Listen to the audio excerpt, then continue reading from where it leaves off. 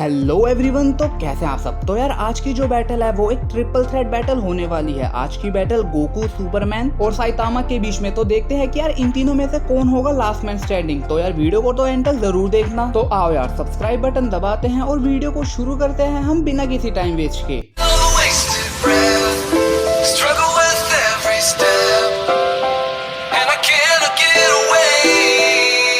तो यार सबसे पहले बात कर लेते हैं हम साइतामा के बारे में। तो यार साइतामा जो है वो अपने यूनिवर्स का one of the strongest being है। इसका पावर बेस पूरा फिजिकल पावर पे बेस्ड है। इसको वन पंच मैन भी कहते हैं और इसलिए ही कहते हैं क्योंकि ये वन पंच में ही अपने अपोनेंट की लेनी देनी कर देता है। साइतामा लिटरली ह्यूमन लिमिट से तो बहुत आगे निकल चुका है। इसने अपने अपोनेंट की लिटरली बहुत गंदी बैंड बजा रखी है। तो यार साइतामा के बारे में आप लोगों को ऑलरेडी बहुत कुछ पता ही है। तो यार यहाँ मुझको ज्यादा कुछ बताने की जरूरत है नहीं। तो साइतामा से चलते हैं और बात कर लेते हैं हम गोकू के बारे में। तो यार गोकू जो है वो one of the strongest being है ड्रैगन बॉल यूनिवर्स में। गोकू अपनी पावर लेवल को कॉन्स्टेंटली इंक्रीज कर सकता है जितना वो बैटल करेगा। गोकू सुपर सैयन में तो ट्रांसफॉर्म हो ही सकता है, साथ साथ गॉड फॉर्म और एंजल टेक्निक को भी पोजेस करता है। गोकू एमयूआई की हेल्प से ऑफेंसिव और डिफेंसिव दोनों ही चीजें कर सकता है, वो भी बहुत आसानी से। तो यार ये तो हो गई गोकू के बारे में बात। अब बात कर लेते हैं हम सुपरमैन के बारे में। तो यार सुपरमैन जो है वो literally one of the strongest super hero है इन द वर्ल्ड। भाई जो बंदा छींकने से ही सोलर सिस्टम को डिस्ट्रॉय कर दे, तो यार तुम खुद ही सोच सकते हो कि इसका पावर लेवल कितना हाई लेवल पे है।